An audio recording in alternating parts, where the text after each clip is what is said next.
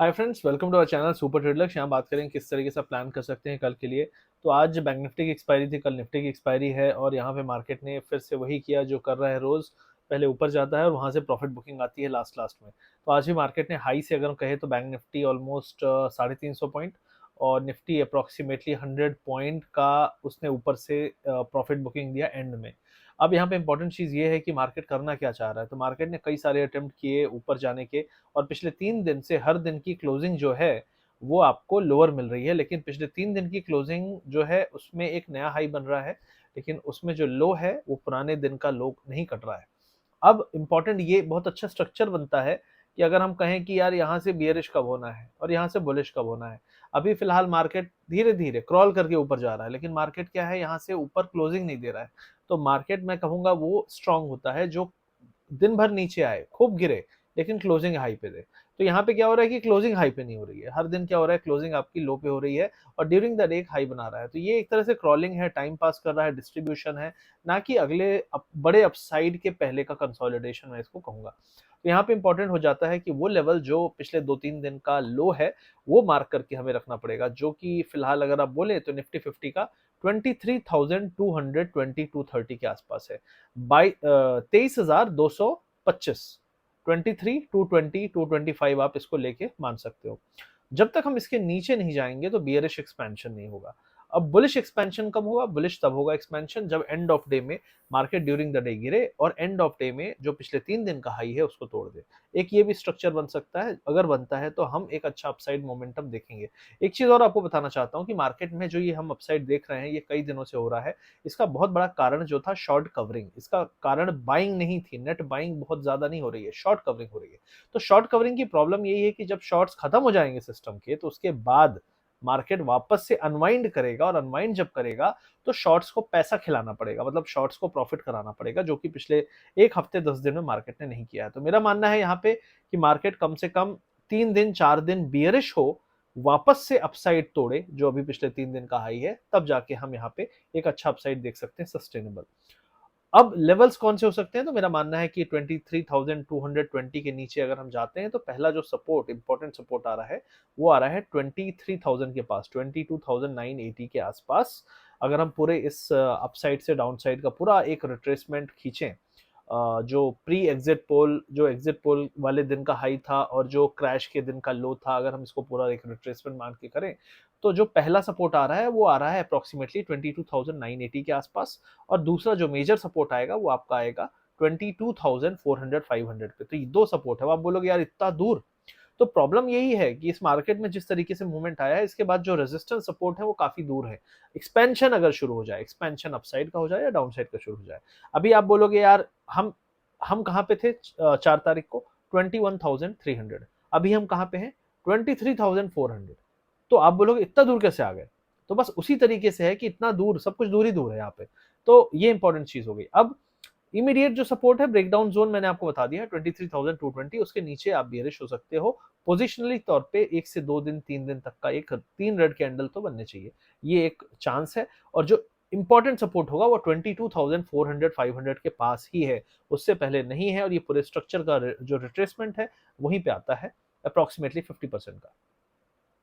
अब हम बात कर लेते हैं बैंक निफ्टी का। तो बैंक निफ्टी में अगर हम बात करें तो बैंक निफ्टी ने अपने एग्जिट पोल वाले हाई की तरफ नहीं जा पा रहा है और हर बार बाउंस तो हो रहा है, लेकिन उसको आप देखोगे तो नहीं निकाल पा रहा है। और आज का भी जो हाई है वो पिछले 3 दिन पुराना जो हाई है उसको ब्रेक नहीं किया है और फिर से वापस से हाई पे प्रॉफिट बुकिंग आई है। अब इसका जो इंपॉर्टेंट लेवल है मेरे हिसाब से 49,660 650 है। जब तक हम इसके नीचे नहीं जाएंगे एक अच्छा रिट्रेसमेंट नहीं आएगा। इसके नीचे आपको पहला जो सपोर्ट मिलेगा वो मिलेगा आपको 48,900 और दूसरा इंपॉर्टेंट सपोर्ट मिलेगा 48,400। मेरा मानना है कि अगर हम यहां से रिट्रेस करना शुरू करेंगे तो आप 48,400 देख लोगे 1 से 2 दिन के अंदर ही, जिस दिन ये रिट्रेसमेंट शुरू होता है, एक्सपेंशन शुरू होता है। अपसाइड के लिए क्या करें? अपसाइड के लिए मैंने सिंपल बोला है, एंड ऑफ डे की रैली देखो। जिस दिन एंड ऑफ डे में 2-3 बजे के बाद रैली हो और शुरू हो और आप एक अच्छे हाई लेवल पे जो अपने 49,800 900 इसके ऊपर क्लोजिंग दो, तो आप मान सकते हो कि अगले 1-2 दिन आपको एक अपसाइड एक्सपेंशन मिलेगा। लेकिन वही एक बात है कि क्योंकि शॉर्ट्स जो थे उनके दम पे हम यहाँ पे तो आ गए, लेकिन अब और शॉर्ट चाहिए, तो शॉर्ट बनेंगे कैसे? जब तक मार्केट गिरेगा नहीं, शॉर्ट्स बनते नहीं, शॉर्ट फंसते नहीं। तो यहाँ से मार्केट को गिरा के शॉर्ट्स को खिलाना पिलाना पड़ेगा, कुछ प्रॉफिट कमवाना पड़ेगा। तो इसीलिए मैंने कहा कि विद ऑल दी पॉसिबिलिटीज, ये एक्सपायरी थी, एक्सपायरी के चक्कर में शॉर्ट्स जो भी थे एक्सपायरी के पहले कवर कर रहे थे, इसलिए हम आज हमने बैंक निफ्टी में बाउंस देखा, निफ्टी में भी बाउंस देखा, तो ये सारे कल एक्सपायरी उसकी है। तो मोस्टली जो शॉर्ट्स हैं मेरे हिसाब से कवर हो चुके हैं। अब यहाँ पे लॉन्ग्स जो है वो क्या करते हैं, ये डिसाइड करेगा मार्केट कहाँ जाता है। और हाई पे प्रॉफिट बुकिंग, हाई पे प्रॉफिट बुकिंग, ये ट्रेंड जो है फिलहाल तो चल रहा है। जब तक ये रेंज नहीं टूटेगी मुझे नहीं लगता कुछ खास होने वाला है, और अगर रेंज टूटेगी तो फिर खास नहीं, बहुत बड़ा खास होगा। तो रेंज मैंने आपको बता दी है, करीब करीब बैंक निफ्टी में 49,600 और अपसाइड में 50,200 250, इन दोनों रेंज के टूटने पे, और अपसाइड की रेंज सेकेंड हाफ में टूटे, और जो फॉल है आपका वो मिड डे, मतलब 12-2 बजे के आसपास जब शुरू हो जाए फॉल, तो समझ लेना कि फिर आपका वो डे ट्रेंडिंग डाउनसाइड का डे है और वो एक्सपेंशन वाला डे है। ठीक है, एंड ऑफ डे में जो गिरना है उसको मैं अभी नहीं मानूंगा। अब अगर कल गिरे मार्केट और फिर 12-10-11 बजे के बाद गिरता जाए, तो मैं मानूंगा कि हाँ, ये एक ट्रेंडिंग डाउनसाइड का एक्सपेंशन शुरू हुआ है। तो ये एक चीज इंपॉर्टेंट है। दूसरा है विक्स जो है अपना 14 आ गया है 24 से, तो ये विक्स जो है इसके कारण डिके आपको काफी मिलेगा, लेकिन अब 14 आ चुका है, अब ज्यादा इसमें कुछ खास डिके का खेल नहीं बचा है। तो मेरा मानना है कि सूनर देन लेटर विक्स भी स्टेबलाइज होगा, और उसके बाद आपको प्रीमियम में एक स्टेबिलिटी दिखेगी, और प्रीमियम आपके एक्सपैंड भी होंगे। ये भी ऐसा ऐसा नहीं है कि सिर्फ डिके डिके डिके चलेगा, एक दिन में वो फिर ऐसे एक्सपैंड होंगे कि 10-15 गुना भी भागेंगे। तो इस चीज के लिए भी तैयार रहें। अब ऑप्शन सेलर का टाइम मोस्टली चला गया। ऑप्शन सेलर पिछले 3 दिन 4 दिन में अच्छा पैसा बना रहे थे, अब ऑप्शन सेलिंग में मत जाना। रिटेलर क्या करता है, हमेशा गलत टाइम पे गलत काम करता है। 3 दिन से ऑप्शन बाय कर रहा है, अब जाके ऑप्शन सेल करना शुरू कर देगा, और अभी एक्सपेंशन शुरू हो जाएगा। तो आज का डेटा बहुत इंपॉर्टेंट है, मुझे लगता है यहाँ पे एफ ऑप्शन सेलिंग से ऑप्शन बाइंग की तरफ कुछ तो पोजीशन बनाते हुए दिखने चाहिए। दूसरी चीज है फ्यूचर्स में क्या होता है, ये इंपॉर्टेंट है। इंडेक्स में इन्होंने कवरिंग की है, लेकिन अभी भी 1.25 लाख कॉन्ट्रैक्ट अभी भी इंडेक्स फ्यूचर में पेंडिंग है शॉर्ट साइड में, और फ्यूचर जो है स्टॉक का वो धीरे धीरे अनवाइंड हो रहा है। कॉल पुट में बहुत ज्यादा पोजीशन नहीं है, तो ये देखना है कि आज क्या पोजीशन बनी होगी, उसके बेस पे हम डिसाइड कर पाएंगे कि अब आगे प्लान ऑफ एक्शन क्या हो सकता है। उसके अलावा स्टॉक्स मिड कैप आपका ऑल टाइम हाई पे है, अब इसका तो क्या ही कहें।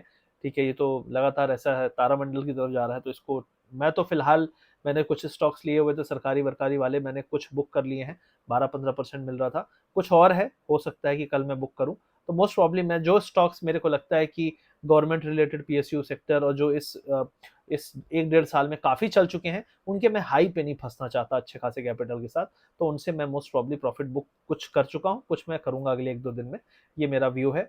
और यहाँ पे पब्लिक सेक्टर बैंक ने थोड़ा सा अपसाइड आज दिखाया है, देखना है कि यहाँ से ये टिक पाता है नहीं टिक पाता है, लेकिन अभी भी जो एग्जिट पोल वाला हाई है उसके हम मिड पॉइंट पे हैं। हमने सोचो इतनी रैली हो गई, हाई पे हाई बन रहा है, लेकिन अभी भी पब्लिक सेक्टर बैंक वहां तक नहीं पहुंच पाया है। तो ये दिखाता है कि एक कंपेरेटिव वीकनेस है पब्लिक सेक्टर कंपनीज में, पब्लिक सेक्टर बैंक्स में। यहाँ पे मेटल है जो अच्छा कर रहा है, लेकिन वो कब तक अच्छा करेगा, उसमें भी एक करेक्शन का ड्यू है, तो वहां भी आपको करेक्शन यहाँ देखने को मिल सकता है। फिलहाल के लिए मेरा व्यू यही है कि मार्केट रेंज में है, रेंज तोड़ेगा, और रेंज जब टूटेगी तो आपको अच्छा खासा मूवमेंट मिलेगा। पिछले 2 दिन 4 दिन से रेंज में हम हैं, और ये रेंज आपको करीब 150-200 पॉइंट, 100-150 पॉइंट अप्रोक्सीमेटली निफ्टी में नैरो बता रहा हूँ, और आपका करीब 400-450 पॉइंट आपका बैंक निफ्टी में है। ये रेंज टूटते ही आपको 1000 से 1500 पॉइंट का एक्सपेंशन मिलना चाहिए, मेरे हिसाब से तो 1500-1600 पॉइंट तो मिलना चाहिए। तो ये फिलहाल है game plan. I hope video अच्छा लगा तो लाइक करिए, शेयर करिए।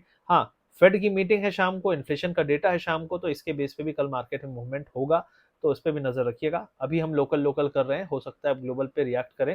देखिए मार्केट क्या है, नहीं कर रहा है, रिएक्ट नहीं कर रहा है, और एक दिन अचानक से ऐसा रिएक्ट करता है कि हम बोलेंगे अरे यार अभी तक तो तुम नहीं कर रहे थे, अब क्यों कर रहे हो। तो market will not keep doing the same thing. तो हो सकता है ये मार्केट किसी को खिला पिला रहा हो, किसी को बहुत ईजी मनी दे रहा हो सकता है बुल्स को दे रहा हो क्योंकि मार्केट गिरा नहीं है। लेकिन ईजी मनी कभी मार्केट में नहीं होती, जो 3 दिन की ईजी मनी है वो चौथे दिन में पूरा ले जाएगा। तो ये चीज एक है, और बियर्स जो है पिछले 3 दिन से जो तैयारी कर रहे हैं, हो सकता है चौथे दिन वो इतना कमाए जितना बुल्स ने पिछले एक हफ्ते में कमाया है। तो ये सब चीजें होंगी मार्केट में, बस ये है कि गलत साइड मत फंसना, और अगर आप बुल हो या बियर हो, रेंज ब्रेक होते ही निकल जाना और दूसरे साइड फ्लिप कर जाना। ठीक है, thank you very much, see you soon guys, and subscribe कर देना, शेयर करना, इस वीडियो को लाइक करना, और शाम के इवेंट पे नजर रखना, काफी कुछ वो मूवमेंट ला सकता है। डॉलर पे नजर रखना, डॉलर क्या करता है। अगर फेड बोलता है कि भाई इन्फ्लेशन देखो हाई है, इन्फ्लेशन का डेटा आ ही जाएगा, इन्फ्लेशन हाई है, जॉब डेटा स्ट्रांग है, हम तो अभी रेट कट का नहीं सोच रहे हैं, तो फिर मार्केट फिर से यहाँ पे यूएस मार्केट गिर सकता है और डॉलर आपका स्पाइक हो सकता है। तो डॉलर पे सारी नज़र है दुनिया भर की, तो उस पे आपको भी नज़र रखना चाहिए। मिलते हैं फिर बहुत जल्दी। Thank you.